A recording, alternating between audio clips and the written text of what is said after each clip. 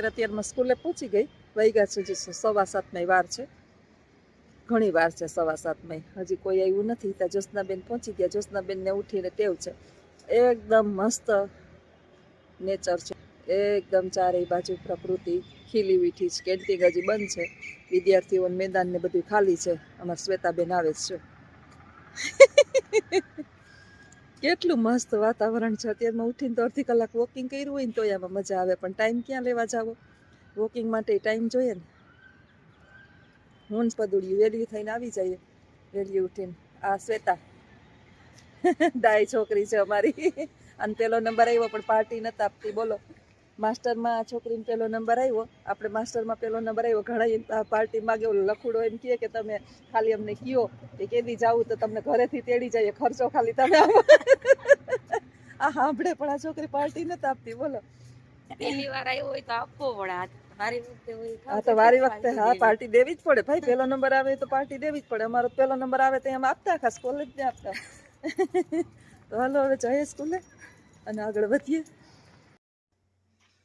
વિદેશની અંદર છે ને રોટલા ન મળે, એટલે મારા છોકરાને ફોન આવ્યો, મમ્મી આજ તો છે ને એક જગ્યાએ પંજાબીનો ધાબો મળી ગયો, દુકાન, અને ત્યાં એવા સરસ રોટલા હતા ને, એને કંઈક ફ્રોઝન કરવા પડે એમ કહેતો હતો. મને ખબર નથી શું કરવું પડે એ, પણ સરસ એ કે આપણે રોટલા આપણા ખાઈએ ને એવા જ રોટલા લાગે ને. એવી મજા આવી ને કે કેટલા બધા રોટલા ખાઈ ગયો. સાચી વાત છે. અમે ફરવા ગયા ને ત્યારે ક્યાંય રોટલો, બાજરીનો રોટલો જોવા મળતા હશે, પણ ક્યાંક ક્યાંક એવી જગ્યાએ હોય કે આપણે ત્યાં ધ્યાન ન પડ્યું હોય. બહુ રોટલાની કિંમત છે. અને અત્યારની લગભગ નવી પેઢીને રોટલા ઘડતા રોટલી નથી આવડતી. રોટલા તો ઠીક છે, છો મા બાપ એમ કહે છે કે અમારા છોકરા ભણે, અમારા છોકરા ભણેથી અહીં મા બાપની ઘેરતા બિસાડ્યું કાને આરામ કરે ને હારે તો પછી એને ઢહેડા જ કરવા છે. આ ભૂલ છે હો. હવેની પેઢી ઢહેડા કરે એવી છે નહીં. એ આપણે બધા દુઃખ વેઠી લીધા. આ સાચું હોય ને તો કમેન્ટ કરજો. હવેની પેઢી કોણ ભાઈ ઢહેડા કરવા આવીશ? હવે તો હામે ભેગા મા બાપે એને કરિયાવરમાં જ બધું દઈ દીધું હોય કે અરે આ થેલો ભરેલો જ રાખજે.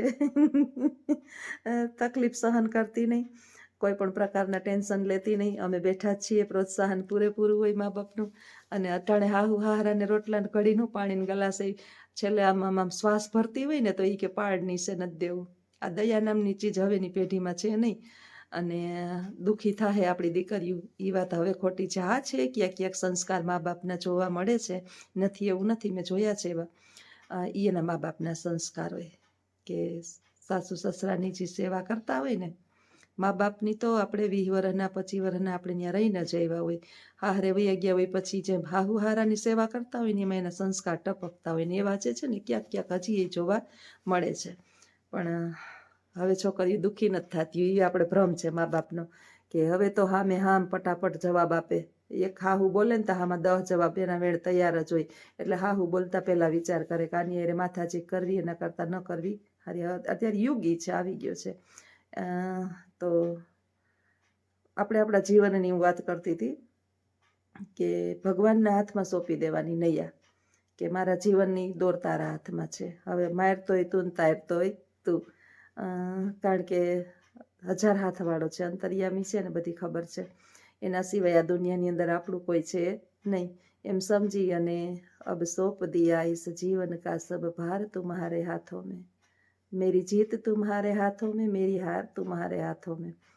અને એક બીજું સરસ મજાનું છે પદ, મને યાદ આવશે તો હું ક્યારેક કહીશ. ભગવાનના તો પદ ગુજરાતીમાં તમે દ્વારકાધીશના જુઓ, હિન્દીની અંદર મજા જ આવે સાંભળવાની. આપણે એવો આનંદ આવે કે ઉઠીને આપણો દિવસ છે ને શુદ્ધ થઈ જાય. જિંદગીમાં આપણે ક્યારેય કેવું ન પડે કે આજ મેં કોકનો દિવસ મોઢું જોયું ને મારો દિવસ ખરાબ ગયો. ઈશ્વરનું સ્મરણ કરતાં કરતાં ઉઠીએ, દિવસ ખરાબ જાય જ નહીં. ખરાબ દિવસ નહીં, આપણે ઈશ્વર આપણી ખરાબ કંઈ થવા જ ના દઈએ. અને આ વાત જે છે ને એ 100% સત્ય છે.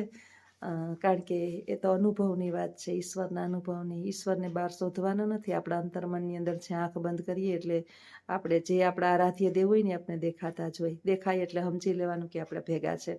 તો આગળ વિડીયોમાં બન્યા રહેજો. આવજો. સીતારામ. સીતારામ. રોટલા છે ને કરી લીધા મેં. 4-5 રોટલા કરવા હતા આખા દીના. સવારે ચાપલી ખાહે, રોટલો ચૂરેલો એને બહુ પચતો નથી, પણ કંઈ ખવડાવવી પડે રોટલો. એકને એક રોટલી એને ભાવે બહુ રોટલો, પણ થોડો આપીશ ને અડધો એટલે વાંધો ન આવે. ઓલી કૂતરીને બહુ જ રોટલો ભાવે, ગરકીમાં ચૂરમું કરી દઈએ ને એટલે બહુ જ ભાવે રોટલો. આજ વિચાર્યું કે સવારમાં ઉઠીને છે ને 4-5 રોટલા કરી નાખું, પછી એવું હશે તો બપોરે આવીને થોડીક રોટલી ગરમ કરીશ. ગરમ રોટલી કરતા છે ને દાખલો બહુ પડે બપોરે આવીને, કારણ કે થઈ ગયો હોય એક, અને આવીને લોટ બાંધવો ને કરવું ને બધી વહમું છે. નિશાળેથી 5 કલાકમાં ગળું ફાડીને આવ્યા હોય ને ઊભીને તે થાકી ગયા હોય. આ જે મેં ઓઈઠી ને સાલ, આ સાલ નથી, આ નાની આછી ચૂંદડી છે, આ મહાકાલની છે, એમાંથી ઉજ્જૈનથી લીધી હતી. તો આ છામી પડી હતી એ હાથમાં આવી ગઈ. સવારમાં ઉઠીએ ને એટલે ભગવાનનું કીર્તન આયરે ઉઠીએ, કીર્તન ગાતા ગાતા.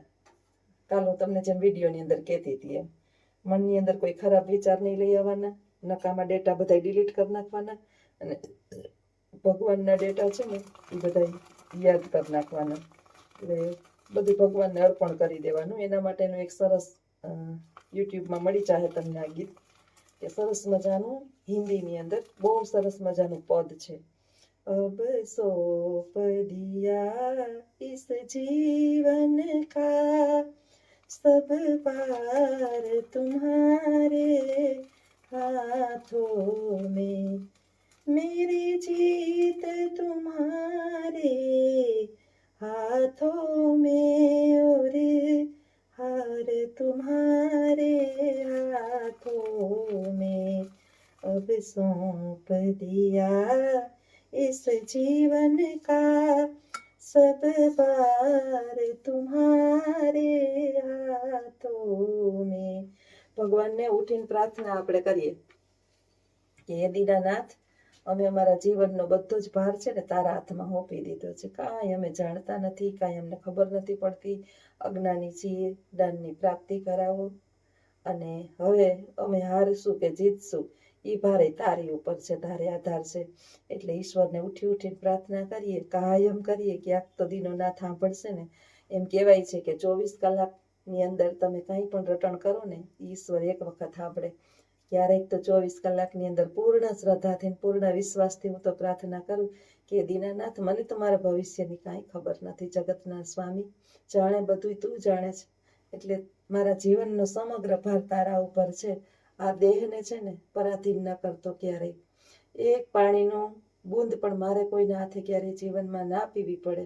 મારે આઈથે હું જ્યાં સુધી જીવું ત્યાં સુધી મારું બધું જ કરી લઉં એટલી મને શક્તિ આપજે.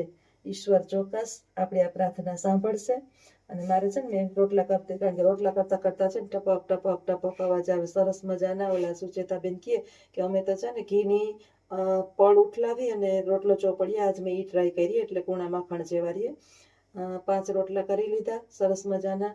આ રોટલાની કિંમત છે ને, જો કેવા રોટલા છે, આ કાયમી આપને મળે ને એટલે આપને ન ખબર પડે.